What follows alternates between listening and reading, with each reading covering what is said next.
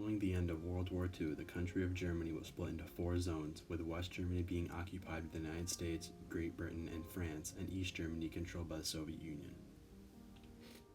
The city of Berlin, regardless of being in the middle of Soviet-occupied East Germany, was also split between the countries in the same way, with the US, France, and Great Britain in the east and the Soviet Union in the west.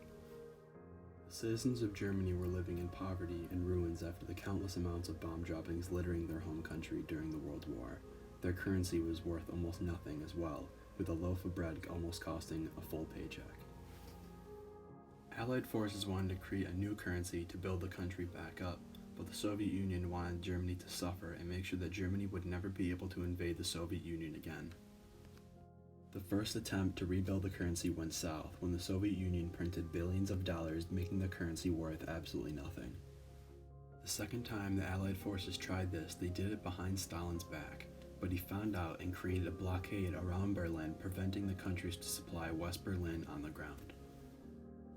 In June of 1948, President Truman held a meeting in the Oval Office to discuss the current world tension in Germany, but with the city being located 100 miles directly in the middle of Soviet-occupied East Germany, there was no way to deliver the food and fuel to the starving and suffering citizens of the country's capital. Allied forces were outnumbered 62 to 1, and with just 36 days of food and fuel left for the citizens of West Berlin, the United States had to act fast and put together a plan to keep their population alive.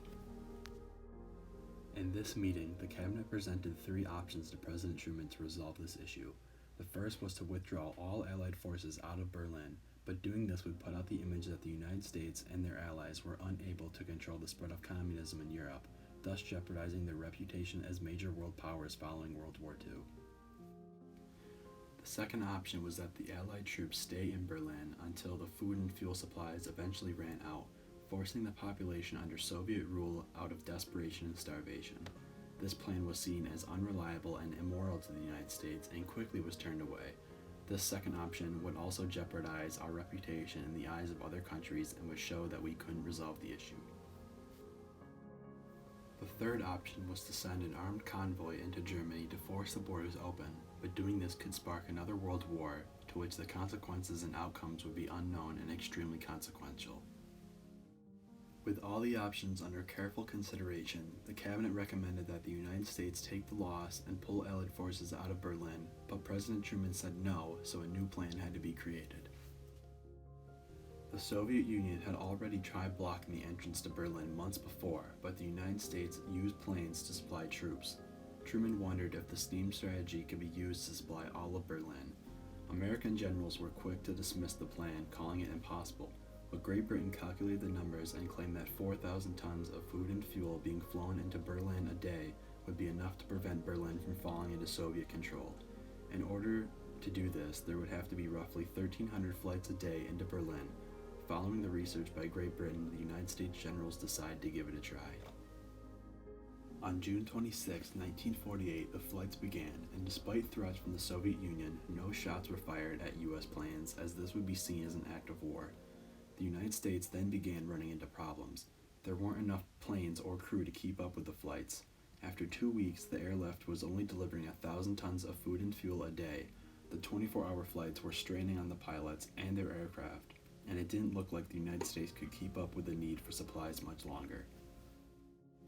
General William H. Tunner was put in charge of the airlift and made sure the United States kept up with the 4,000 tons of food and fuel a day they needed for Berlin to survive.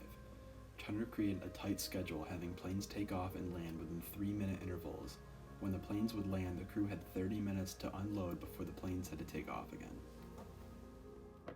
Tunner also kept a schedule of maintenance checks, brought in new crew members, and replaced the old C-47 planes left over from World War II with new C-54 planes with a larger cargo capacity.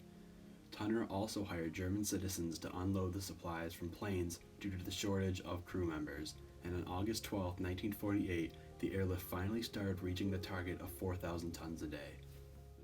Stalin predicted that the airlift would stop once winter began.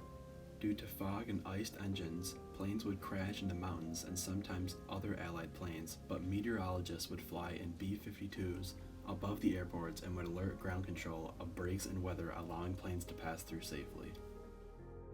A Against all the odds, the United States succeeded on December 31st, 1948, when they broke their previous record of 4,500 tons of fuel and food a day and delivered over 6,000 tons into West Berlin in 24 hours. As the winter began to end, it became easier for the airlift to deliver goods. Eventually, there were more supplies being delivered by the airlift than by rail and other ground transportation before the blockade was put into place. Stalin had lost, and on May 12, 1949, the Soviet Union removed the road and railway blocks and finally allowed Allied forces to transport goods by the ground.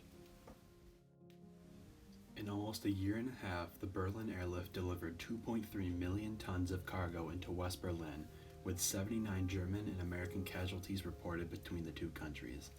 A month before the blockades were taken down, the European alliance known as NATO was created, and West Germany became its own country, followed by the Soviet-occupied East Germany a few weeks later.